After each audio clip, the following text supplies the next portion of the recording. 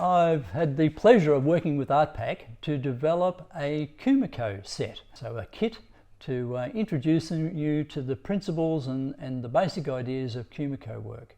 Quite intricate work of actually putting the patterns together, creating the angles on the Kumiko strips and making the designs. It's a process that once you're involved in it, the time just seems to fly because you're enjoying the process so much. We decided we'd try and make the process of learning the basic skills as easy as possible.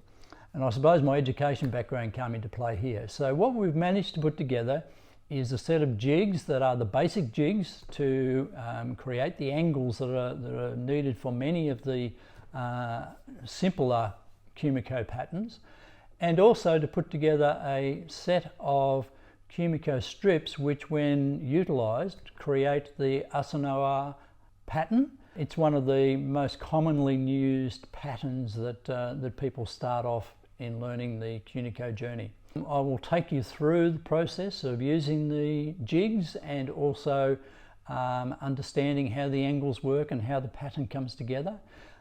So we'll step through that together, and I hope you enjoy the Kumiko journey as much as I have.